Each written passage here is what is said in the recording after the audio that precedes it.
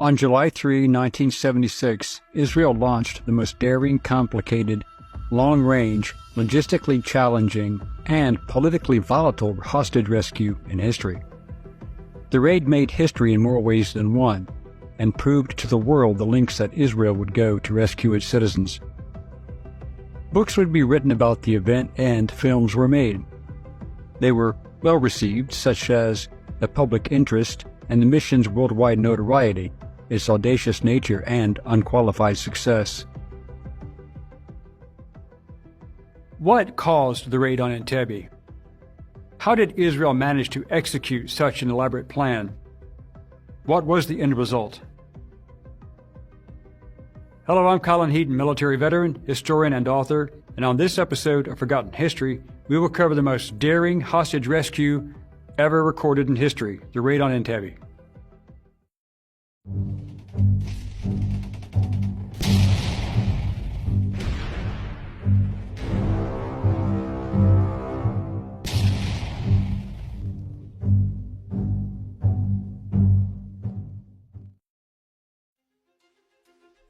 On June 27, 1976, Air France Flight 139 departed from Tel Aviv, Israel, destined for Paris, France, carrying 246, mainly Jewish and Israeli passengers, and a 12-person crew. Landing in Athens, Greece, it picked up an additional 58 passengers, 4 being hijackers. Just after takeoff at 12:30 p.m. local time, the flight was hijacked by 2 Palestinians from the Popular Front for the Liberation of Palestine, External Operations, and by 2 Germans, Wilfried Buse and Brigitte Kuhlmann, from the Communist German Revolutionary Cells. They diverted the flight to Benghazi, Libya, where they spent 7 hours refueling. During this period, they released British-born Israeli citizen Patricia Martel, who convinced them that she was having a miscarriage. The plane left Benghazi, and at 3:15 p.m. on June 28th, it arrived at Entebbe Airport in Uganda. Once in Uganda, the group enjoyed support from Ugandan dictator Idi Amin, and at least 4 other hijackers boarded. The passengers were transferred to the transit hall of the former airport terminal under reconstruction. The hijackers separated all Israelis and several non-Israeli Jews from the larger group of passengers on June 29th, subsequently moving them into the anteroom, and the men came to visit the hostages almost daily, giving them updates and promising to use his efforts to have them freed through negotiations. The terrorists wanted a ransom of $5 million for the release of the airplane and demanded the release of 53 Palestinian and pro-Palestinian terrorists in various locations. 40 were prisoners in Israel. If these demands were not met, they said that they would start killing hostages on July 1st, 1976. Amin had been informed of the hijacking from the beginning, after the plane landed in Benghazi, and personally welcomed the terrorists at Entebbe. They were supported by Yasser Arafat, who was not only great friends with Amin, he had also been Amin's best man at his wedding. 2 days after arriving and following Amin's second visit, the 148 non-Israeli hostages were released and flown to Paris. The 94 remaining passengers and the 12-member Air France crew remained in custody, including 5 non-Israeli hostages, which included 2 ultra-Orthodox Jewish couples from the U.S. and a Belgian and a French national. Ironically, the hijackers failed to identify one Israeli military officer, a dual national, using his other passport, and he was allowed to leave. One Holocaust survivor showed hijacker Wilfried Buse his concentration camp number tattooed on his arm, and Buse shouted, "I'm no Nazi, I'm an idealist." In addition, U.S. citizen Janet Almag, Frenchwoman Jocelyne Monnier, and her boyfriend, who is Israeli, and French-Israeli dual citizen Jean-Jacques Memoni all joined the Israeli hostage group by their own choice. Members in the Israeli government discussed whether or not to give in to the demands or respond by force. But when the hijackers had threatened to kill the 106 captives if the terrorists in custody were not released, the decision was made to launch a rescue operation. the Israeli plans included dealing with Ugandan soldiers as well as the hijackers. Israel had tried all political avenues available to resolve the issue.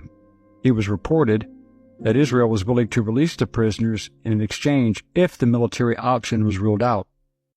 Prime Minister Yitzhak Rabin wanted to pay for the hostages, but Defense Minister Shimon Peres wanted military action. One man in on the plan was Baruch Berka Bar-Lev, a retired IDF officer, as he had known Idi Amin for many years and lived in Uganda and had a strong personal relationship with him. He spoke with Amin on the phone several times to gain the release of the hostages, but without success. After Bar-Lev failed, Israel appealed to the United States, hoping to have them influence Egyptian President Anwar Sadat to get Amin to release the hostages. Attempts were made through Sadat to negotiate the release of the hostages. According to recently declassified documents, the Egyptian government under Anwar Sadat tried to negotiate with Uganda and the PLO but were unsuccessful. Under pressure, PLO chairman Yasser Arafat sent his political aide Hani al-Hassan to Uganda to negotiate with the hostage takers and with Amin. The hijackers refused to meet with him.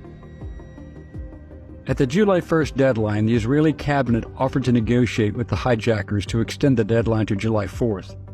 Amin also asked the terrorists to extend their deadline until July 4th so he could take a diplomatic trip to Port Louis, Mauritius, to officially hand over chairmanship of the Organization of African Unity to President Olusegun Obasanjo.